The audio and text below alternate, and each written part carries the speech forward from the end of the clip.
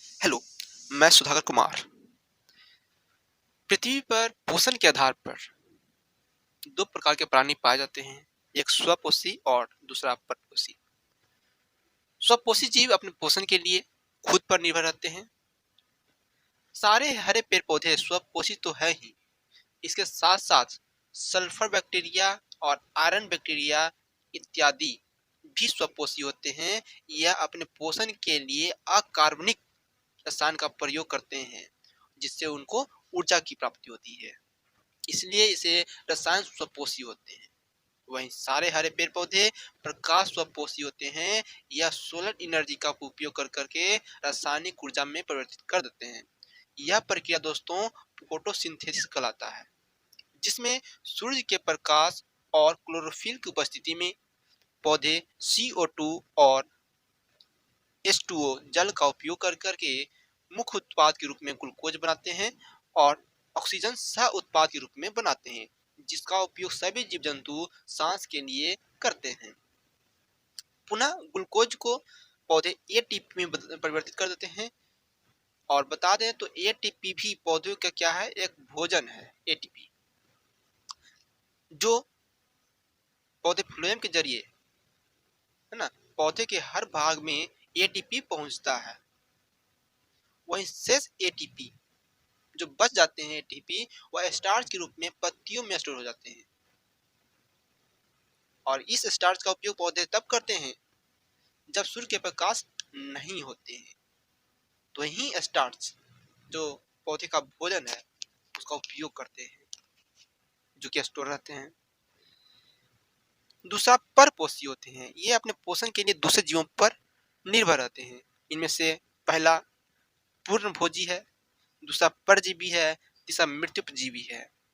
मृत्युपजीवी में सूक्ष्म जीव आते हैं, एज फॉर एग्जाम्पल कवक, बैक्टीरिया इत्यादि। यह जटिल कार्बनिक पदार्थ को सरल कार्बनिक पदार्थ में बदल देते हैं, यानी ये मृत जीव को अपघटित कर देते हैं। इसलिए इनको पृथ्वी का सफाई कर्मी भी कहा जाता है। दूसरा परपोषी जीव परजीवी होते हैं। इसमें एक जीव का तो पोषण होता है, अर्थात उसको लाभ होता है, और दूसरे जीव का नुकसान होता है। याद रहे परजीवी है या पचित भोजन को ही स्वीकार करते हैं। As for example tapeworm, protozoa, hookworm इत्यादि अंतःपरजीवी हैं। जुआ, मच्छर, कुटकी, किलनी इत्यादि बाह्य परजीवी होते हैं दोस्तों। एक पूर्णभोजी परपोषी होते हैं। इसमें मनुष्य आएंगे, अब छोटे जीव अमीबा भी आते हैं। इन जीवों में दोस्तों 5 प्रकार की क्रियाएं होती है, चाहे वह अमीबा हो या मनुष्य हो या हाथी हो या कुछ भी हो।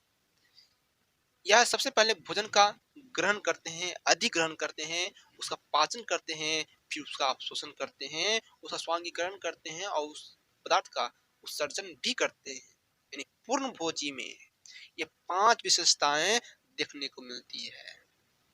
पूर्ण भोजी जीवों को उसके भोजन के आधार पर 4 भागों में बांटा गया है, जिनमें शाकाहारी, मांसाहारी, सर्वाहारी आते हैं।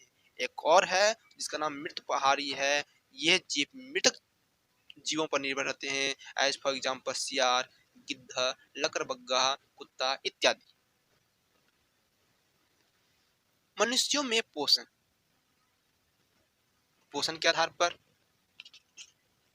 2 भागों में बांटा गया मनुष्य को भी। एक कुपोषित, एक सुपोषित होते हैं।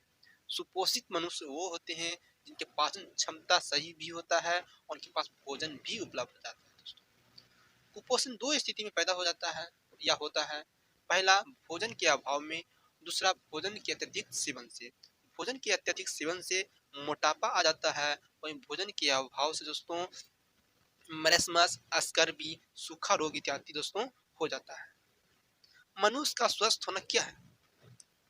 पहली बात यह एक व्यापक अवधारणा है, जिसमें रोग मुक्त अर्थात मानसिक स्वास्थ्य और शारीरिक स्वास्थ्य तो होना जरूरी तो है ही, इसके साथ साथ सामाजिक समानता, आर्थिक स्वतंत्रता, बोले तो रुपया पैसा से टेंशन फ्री भी होना जरूरी होता है, तब जाकर के आप बोल सकते हैं कि मनुष्य स्वस्थ है। जय हिंद, जय भारत।